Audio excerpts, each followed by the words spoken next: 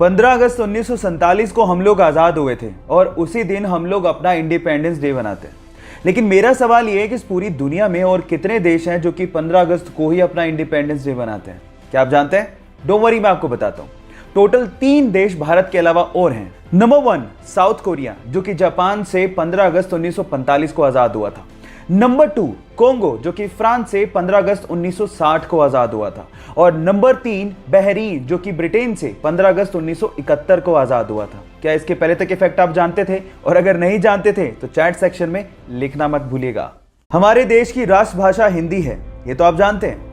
लेकिन मेरा सवाल यह है कि इस पूरी दुनिया में और कौन सा देश है जिसकी राष्ट्रभाषा हिंदी चुनी गई है? क्या आप जानते हैं? डोंट वरी, मैं आपको बताता हूं। वो देश है फिजी। एक्चुअली ब्रिटिश शासन में फिजी में गन्ने की फसलों में मजदूरी करने के लिए भारतीयों को ले जाया जाता था। अब उन मजदूरों के वंशज, जिन्हें हम इंडो फिजियन भी कहते हैं, उनकी तादाद वहां पर 40% के करीब है और वो सभी के सभी हिंदी बोलते हैं। इसी वजह से वहां की भाषा हिंदी ही है। क्या इसके पहले तक इफेक्ट आप जानते थे? और अगर नहीं जानते थे तो चैट सेक्शन में लिखना मत भूलिएगा।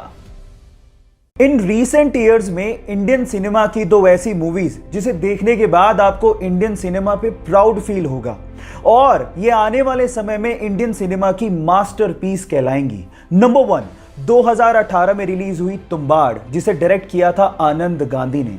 एंड नंबर 2 24 जून 2020 को, यानी कि कल ही रिलीज हुई बुलबुल, जिसे देखने के बाद आपके रोंगटे खड़े हो जाएंगे, जिसे डायरेक्ट किया है अवनीता दत्ता ने और स्पेशली जिसमें तृप्ति दिमरी का काम देख के आप लोग हैरान रह जाओगे। अगर आप लोगों ने अभी तक भी ये मूवीज नहीं देखी हैं तो आप बहुत बड़ा ट्रेजर मिस कर रहे हो, और अगर देख ली हैं तो चैट सेक्शन में लिख के जरूर बताओ कि ये मूवीज आपको कैसे लगी।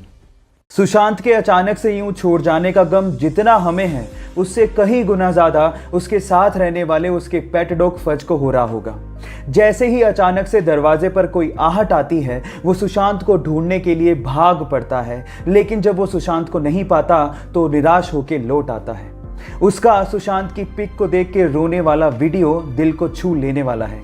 एक बार सुशांत ने फज के साथ अपनी पिक को शेयर करते हुए लिखा था कि अगर तुम मुझे जिंदगी भर याद रखोगे तो मुझे कोई फर्क नहीं पड़ता अगर मुझे कोई भूल भी जाए तो।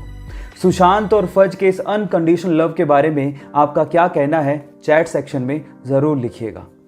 इस कोविड-19 के टाइम पे अगर आपने किसी को कॉल किया हो तो अक्सर आप लोगों ने ये कॉलर ट्यून जरूर सुनी होगी। कोरोना वायरस या कोविड-19 से आज पूरा देश लड़ रहा है। पर मेरा सवाल यह है कि इस कॉलर ट्यून में आखिर आवाज है तो है किसकी? डोंट वरी, मैं आपको बताता हूँ। ये है दिल्ली की 40 वर्षीय जसलीन भल्ला, जो पेशे से वॉइस ओवर आर्टिस्ट हैं, जिन्होंने किसी कंपनी के लिए इस ऑडियो को रिकॉर्ड किया था। लेकिन इतनी सुरीली आवाज होने की वजह से नॉर्थ इंडिया के हर फोन के लिए इस कॉलर ट्यून को यूज किया जाने लगा। क्या इसके पहले तक इफेक्ट आप जानते थे? और अगर नहीं जानते थे तो चैट सेक्शन में लिखना मत भूलिएगा। साउथ की एक फेमस एक्ट्रेस को एक बहुत बड़ी ब्यूटी क्रीम बनाने वाली कंपनी ने अप्रोच किया और उनके क्रीम के प्रचार के लिए करोड़ों रुपए का ऑफर दिया। लेकिन उस साउथ की फेमस एक्ट्रेस ने ये कहते हुए मना कर दिया कि इंसान की असली खूबसूरती उसका असली चेहरा होता है, जिस रंग के साथ वो पैदा हुआ है। ये क्रीम लगाने से कोई सुंदर नहीं हो जाता। और इसके बाद उनकी जम के तारीफ की गई, और हो भी क्यों ना, क्योंकि चंद पैसों के लिए उन्होंने अपने फैंस के साथ धोखा नहीं किया। गाइस, उस साउथ की फेमस एक्ट्रेस का नाम है साई पल्लवी। आपको ये सुन के कैसा लगा? चैट सेक्शन में लिखना मत भूलिएगा। दुनिया में बहुत सारे ऐसे लोग हैं जो कि गरीब लोगों और सड़कों पर रहने वाले लोगों के लिए खाने का इंतजाम करते हैं, लेकिन बहुत ही कम ऐसे लोग हैं जो इनकी साफ सफाई के बारे में सोचते हैं। और कोरोना काल में हम ये तो समझ ही गए हैं कि साफ सफाई की कितनी इंपॉर्टेंस है।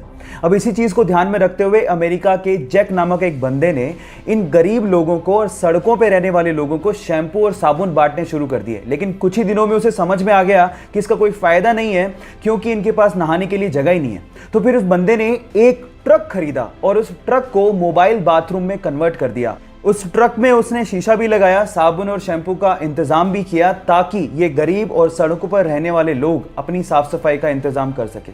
गाइज, आपको ये आइडिया कैसा लगा और क्या आप इसे इंप्लीमेंट करना चाहेंगे? चैट सेक्शन में लिखना मत भूलिएगा।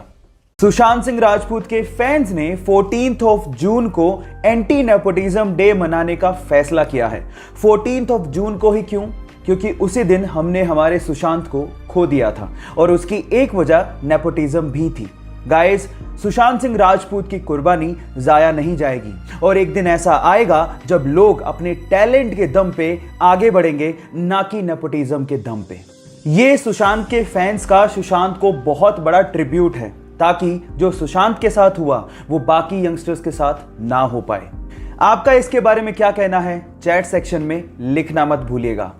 गाइस, एक खुशखबरी है, कोरोना की पहली दवा आ गई है। जी हां, आप ठीक सुन रहे हैं। भारत सरकार ने फैबीफ्लू नामक एक दवा को कोरोना के खिलाफ इलाज के लिए आधिकारिक मंजूरी दे दी है।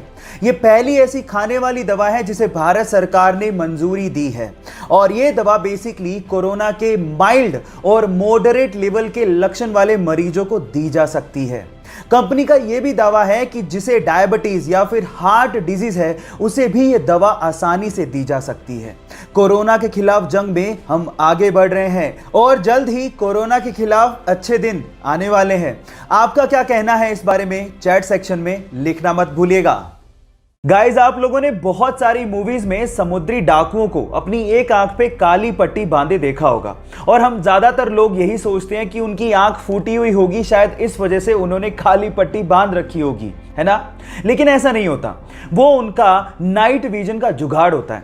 एक्चुअली बहुत बार डाकुओं को लड़ते लड़ते जहाज के डेक में जाना पड़ता है और वहां पर बहुत ज्यादा अंधेरा होता है और हमें यह भी पता है कि उजाले से अंधेरे में जाने पर हमारी आंखों को एडजस्ट करने में समय लगता है। उसी एडजस्ट करने में लगने वाले समय को कम करने के लिए वो अपनी एक आंख पे काली पट्टी बांधते हैं, ताकि जैसे वो अंधेरे में जाएं उसे हटाएं और उन्हें अंधेरे में दिखाई देना शुरू हो जाए। क्या आपको इसके पहले तक इफेक्ट पता था? और अगर नहीं पता था तो चैट सेक्शन में लिखना मत भूलिएगा।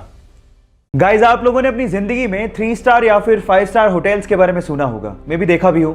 लेकिन क्या आपको पता है कि इस दुनिया का एकमात्र 7 स्टार होटल कौन सा है और कहां पे है? डोंट वरी, अगर नहीं पता तो मैं आपको बताता हूं। दुनिया का एकमात्र सर्टिफाइड 7 स्टार होटल दुबई में है, जिसका नाम है बुर्ज अल अरब और एक्चुअली जिसका मतलब होता है अरेबियन टावर। और गाइस, अगर आपको यहां पे एक रात के लिए एक रूम चाहिए तो आपको 1,70,000 रुपए तक चुकाने पड़ सकते हैं। लेकिन अगर आप यहां पे एक शानदार स्वीट किराए पर लेते हैं तो एक रात के लिए आपको 11,50,000 रुपए तक किराया चुकाना पड़ सकता है। सो गाइस, इसके पहले तक क्या आप ये फैक्ट जानते थे? और अगर नहीं जानते थे तो चैट सेक्शन में लिखना मत भूलिएगा।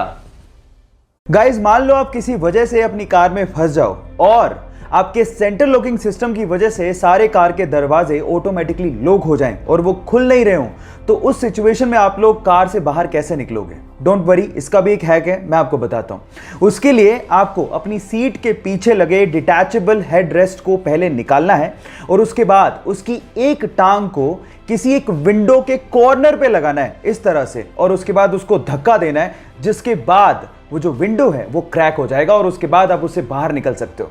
मजे की बात यह है कि सबसे आसान तरीके से, सबसे इजीली टूटने वाला कांच आपके बैक साइड में लगा होता है, तो उसको तोड़ना और भी ज्यादा आसान होता है। क्या इसके पहले तक इफेक्ट आपको पता था? और अगर नहीं पता था तो चैट सेक्शन में लिखना मत भूलिएगा। क्या आप लोग एडवोकेट और लॉयर में फर्क जानते हैं? क्या मेरे जैसे आप भी यही समझते थे कि एडवोकेट और लॉयर में कोई फर्क नहीं होता? ऐसा नहीं है, एडवोकेट और लॉयर में फर्क होता है। लॉयर वो होता है जिसके पास लॉ की डिग्री हो या फिर वो लॉ की पढ़ाई कर रहा हो। वो आपको कानूनी सलाह तो दे सकता है लेकिन आपके लिए केस नहीं लड़ सकता। लेकिन अगर कोई lawyer bar council of India की एग्जाम पास करके वहां पे रजिस्टर हो जाता है तो उसके बाद वो आपका केस लड़ सकता है, क्योंकि उसके बाद वो एडवोकेट बन जाता है। सो ये डिफरेंस होता है एडवोकेट और लॉयर के बीच में। क्या आपको इसके पहले तक इफेक्ट पता था? और अगर नहीं पता था तो चैट सेक्शन में लिखना मत भूलिएगा।